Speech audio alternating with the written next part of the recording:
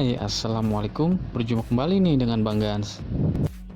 Nah, kali ini kita akan cari nih posisi mana aja yang paling sering mengeluarkan suara atau bunyi-bunyi ya, yang bikin kalian itu nggak nyaman ketika goes. Nah, apa aja sih? Dan di bagian mana aja sih yang bikin bunyi? Pasti kalian penasaran kan? Simak videonya sampai selesai, jangan di-skip supaya kalian paham.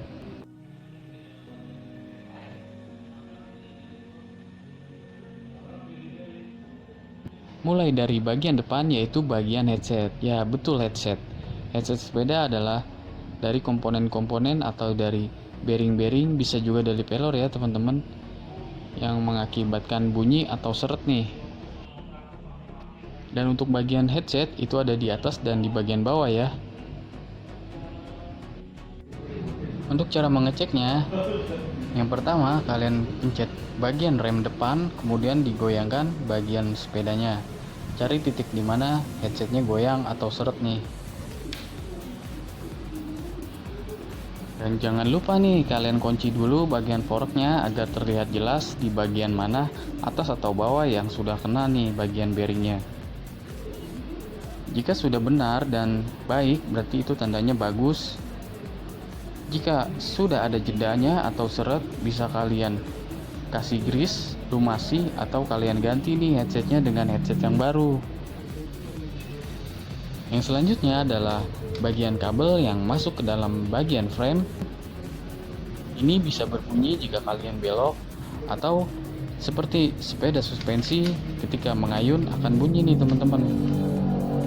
Caranya, di bagian ujung kabel ini bisa kalian lapisi dengan lakban agar bagian kabel yang masuk ke dalamnya lebih seret ya teman-teman, di atas dan di bawah ya, jadi double. Beberapa kasus sepeda pulsus atau sepeda artil juga mengalami bunyi seperti ini, jadi nggak nyaman deh ketika kalian goes.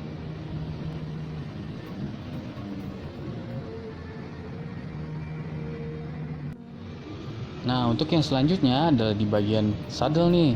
Yang perlu kalian kencengin adalah baut-baut ini di belakang saddle ya teman-teman. Caranya cukup kalian kencengin pakai kunci L dan menghindari bunyi-bunyi ketika kalian duduk.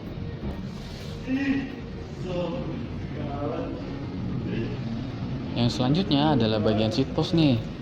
Seat post juga riskan banget nih bunyi-bunyi. Yang perlu kalian lakukan adalah kasih grease atau kasih pelumas di bagian dalamnya, lalu kalian masukkan lagi.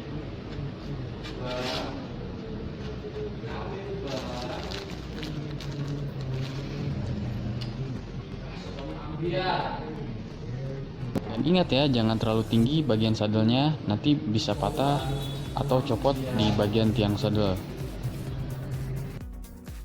Nah, khusus untuk sepeda pulsus, kalian harus cek-cek nih bagian bearing-bearingnya. Minimal banget 6 bulan sekali atau 1 bulan sekali ya. Dan dihimbau untuk sepeda pulsus untuk mengganti bagian-bagian bearingnya di kala 6 bulan atau 1 tahun nih, supaya sepeda kalian tetap awet dan nyaman dipakai.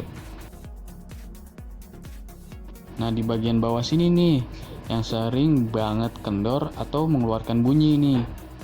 Jadi harus diperhatikan ya, cara melepasnya harus kalian lepas dulu bagian cranksetnya, baru bisa kalian lepas dan kalian kasih pelumas atau grease ya teman-teman.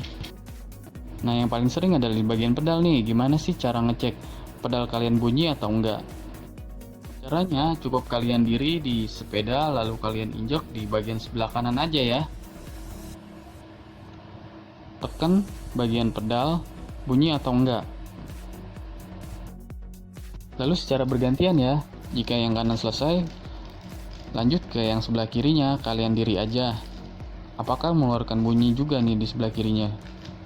Jika pedalnya masih baik, berarti permasalahannya ada di bagian bottom bracket ya. Jika sepeda kalian masih bunyi, bisa kalian buka nih bagian cranknya, kemudian cek bagian bottom bracketnya.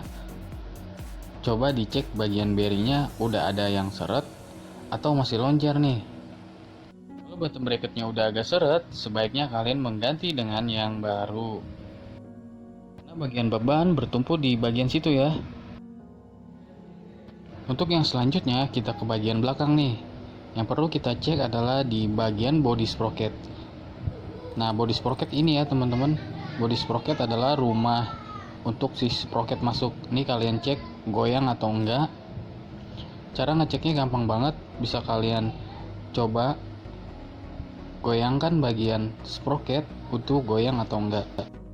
Sprocketnya goyang, itu bisa menjadi kendala bunyi juga nih teman-teman.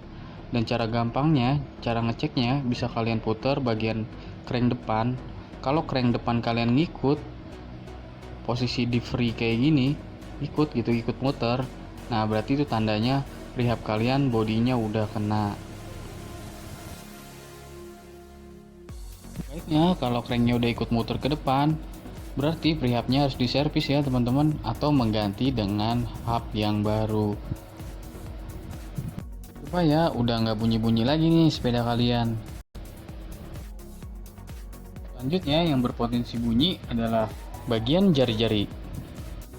Bagian jari-jari bisa mengakibatkan bunyi-bunyi juga loh jika bagian jari-jarinya kendor. Jadi sebelum kalian pakai, sebaiknya kalian cek atau kalian setel dulu ya bagian jari-jarinya agar kuat dan nyaman ketika dipakai. Nah, gimana? Mudah bukan cara cek sepeda kalian yang berpotensi bunyi-bunyi?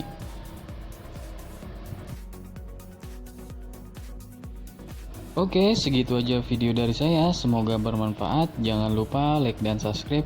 See you. Wassalamualaikum warahmatullahi wabarakatuh.